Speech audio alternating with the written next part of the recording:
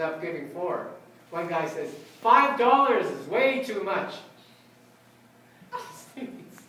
Yeah, I'm just thinking, there's this wasting paper talking about $1, whether they should give it, $5 is too much for a family of 4.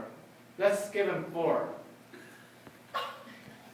So as you're going through I would cry. I would actually cry. I would read this and I was thinking, the mind of the bureaucrat is a cesspool of trivia.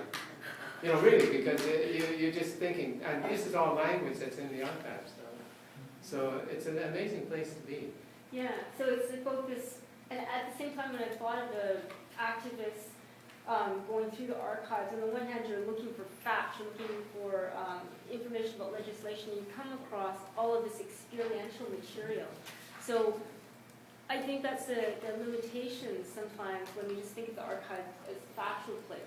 Yeah. It really is a transformative place to immerse yourself into.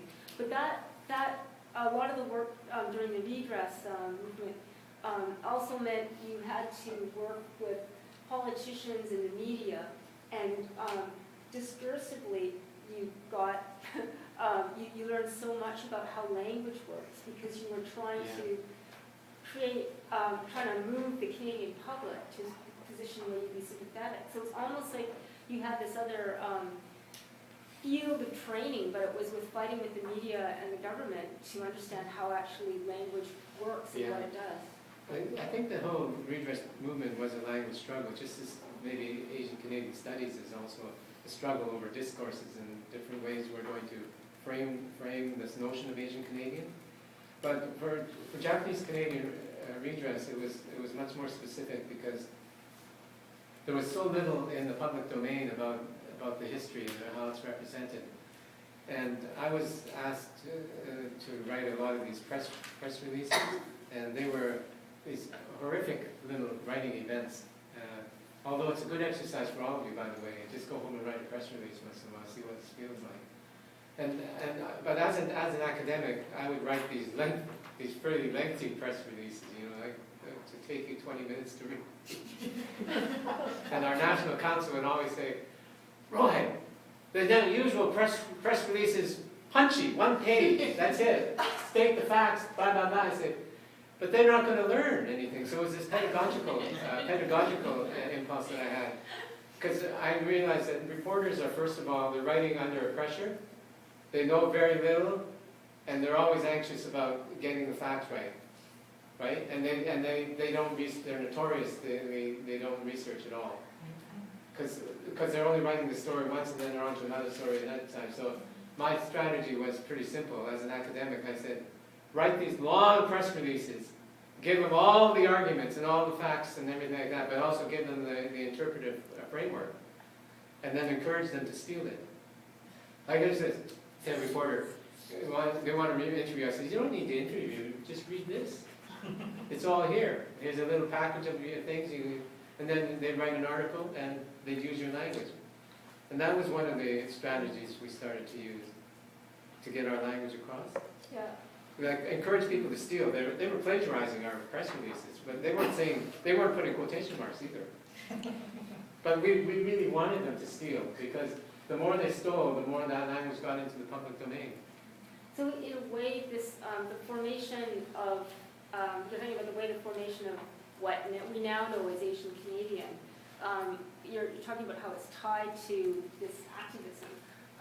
But I wanted to go back actually, because I remember you mentioning there were groups that did not want to be, so-called Asian groups that did not want to be associated with this term Asian Canadian. So again, it's not anything that's given, it's not natural, and a lot of people rejected this very idea of Asian Canadian. So what was... Especially in the 70s. I don't know about the 80s. Maybe people like Marissa and the 90s, whether that was a term that was more acceptable. But in the 70s, people would take a step back when you say Asian Canadian, because that meant coalition building. That meant that you'd have to, in a sense, give up your specific cultural framework. So for Japanese Canadians who had worked hard to become good Japanese Canadian subjects, when you said you're Asian Canadian, there was a sense of loss to them. They say, well, what does it mean to be Asian Canadian? It doesn't mean anything, right? It was an empty term. Because some of us tried to use it as writers in the 70s, but it wasn't a term that people wanted to latch onto.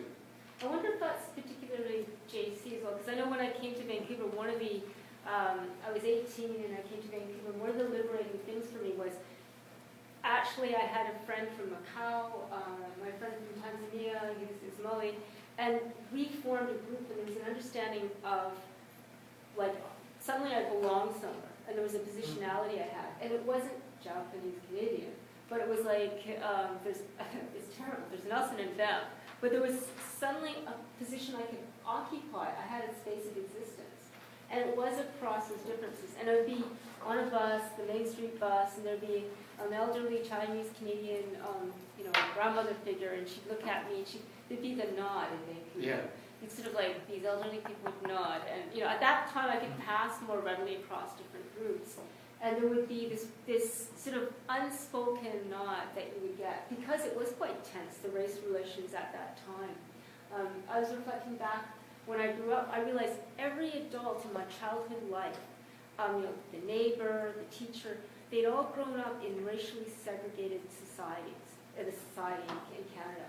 So I was growing up with these mentor figures and these adult figures who had all these anxieties, because my parents were from two different cultures, Japanese Canadian and Scottish Canadian.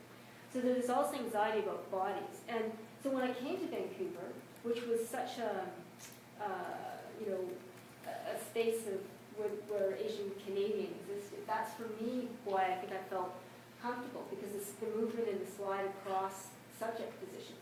And Japanese Canadians, my cousins and all this, tended to be quite neurotic, and people in the community, my own age group, but I don't know within other communities, there always seemed to be these collaborations or identities across spaces at that time in the 80s. Yeah, I don't know. Somehow through the 80s, by the late 80s, I think there were a critical mass of artists and writers. And I think the term Asian Canadian was used more by artists and writers than by anyone else. And there was more collaboration across these cultural divides than ever before. But I don't think that the normal different Asian Canadian communities were comfortable with the use of the term Asian Canadian. There was never any Asian Canadian bloc or Asian Canadian national identity that ever formed. There were these Asian Canadian groups across Canada, and there were attempts, but all of that is much more recent, like within the last 10 years. So maybe we can turn now to institutionalization. And how this term, which is quite fluid and not necessarily accepted by the people who supposedly were trying to say inhabit those positions, what begins to happen? Because I'd say in sociology, history, and geography, still, there's nothing necessarily called Asian Canadian, and they're more focused on racial groups or what's called ethnic groups, which is still quite, even if you've got, scholarship on diaspora, there's still this interest. I did this project on refugees, and the question would always be from geographers and sociologists. So what groups are you studying? What countries? Like what country? Which refugee group are you focusing on? And it's like, my specialty is, But I was doing research in Glasgow, and I didn't want to focus on a particular group. I was interested in the formation of the public there with all of these different groups. So I think still in many disciplines, there's a tendency to focus on and so-called ethnic or racialized group. But with Asian Canadian, especially in literary studies, what begins to happen so it begins to become institutionalized as a field of study, would you say? Yeah, that's a really difficult question. It's all happening around us, even as we speak. And those of you in the room now would be the visible sign that there's an interest in exploring something called Asian Canadian literature, Asian Canadian studies, some kind of Asian Canadian discourse. And I think that's really good, but at the same time, institutionalization has its own limits.